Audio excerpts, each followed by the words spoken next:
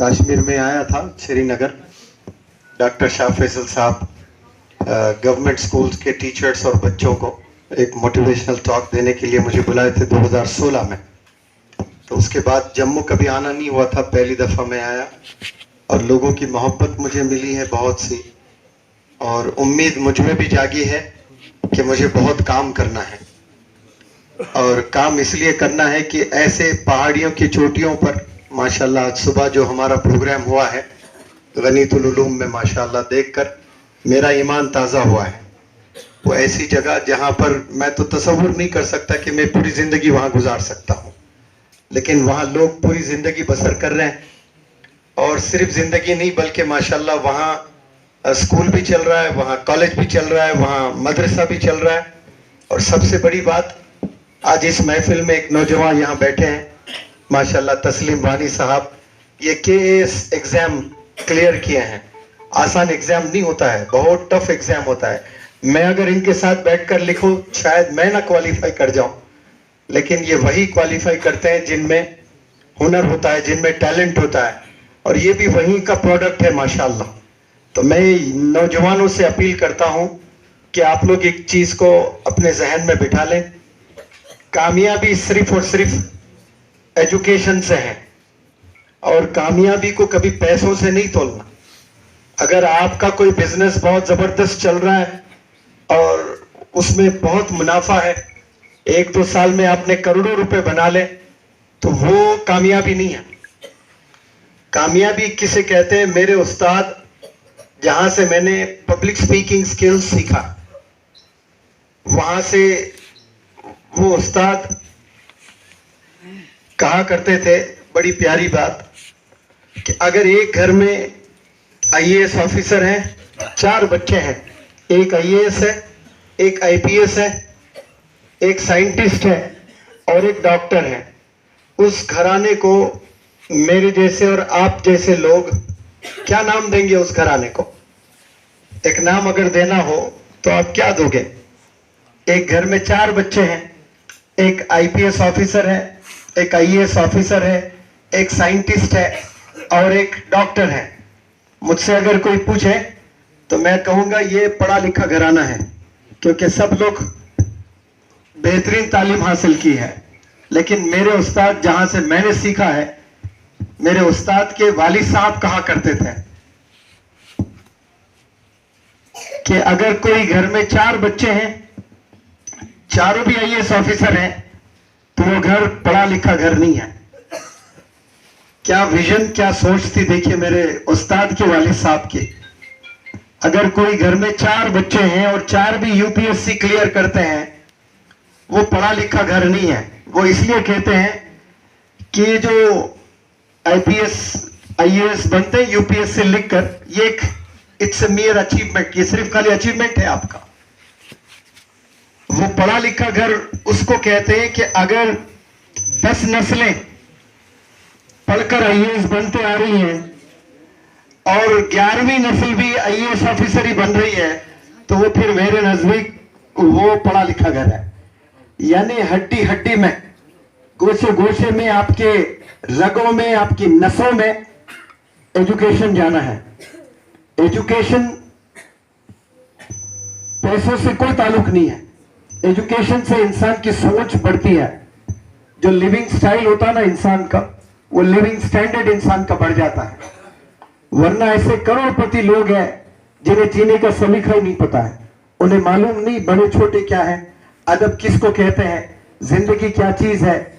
तो एजुकेशन से हमें डिसिप्लिन आती है लाइफ में, तो वो डिसिप्लिन के लिए हमने एजुकेशन अचीव करना है।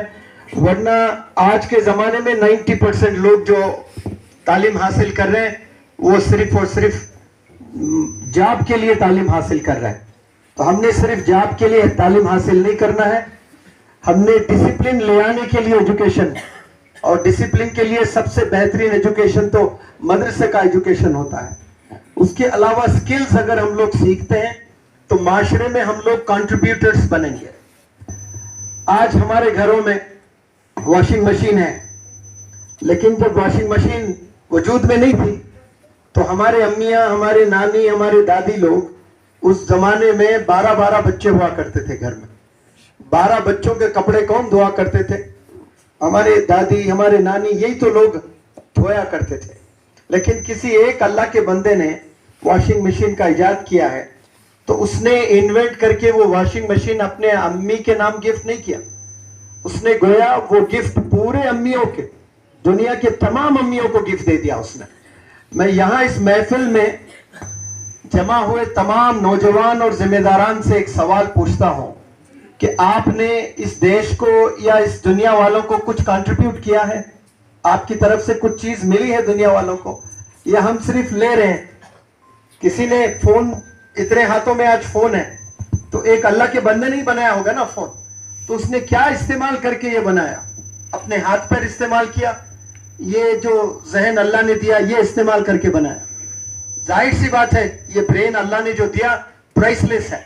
यहां बैठा हर बंदा, कोई ये नहीं कह सकता कि मैं गरीब हूं, क्योंकि अल्लाह ने जो आपको दिमाग दिया है ना, उसका प्राइस आप लगाए।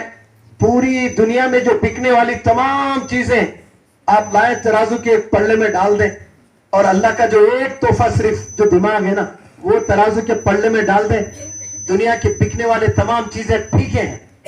अल्लाह का ऐसा जबरदस्त तोहफा हमें मिला है, जिससे पहले तो हमको अल्लाह की पहचान हुई है, आप सल्लल्लाहु अलैहि वसल्लम की हमें मोहब्बत हुई है। लेकिन इसके बावजूद भी हम कभी कोई चीज कंट्रीब्यूट करने का हमने सोचा नहीं जिंदगी में। We should be the contributors not only to the nation but to the people around the world. दुनिया में जितने लोग हैं उनको हमने देने वाले बनना है। फॉर एग्जाम्पल, आप सल्लल्लाहु अलैहि वसल्लम ने वॉशिंग मशीन नहीं बनाई, मोबाइल फोन नहीं बनाई, लेकिन जिंदगी कैसे जीना है मरने तक, और सिर्फ मरने तक नहीं, जन्नत में जाने तक कैसे हमने जिंदगी जीनी है, ये आप सल्लल्लाहु अलैहि वसल्लम ने बताया कि नहीं बताया? बताया आप आवाज देकर। तो फिर ये कंट्रीब्यूटर हुए कि नहीं हुए?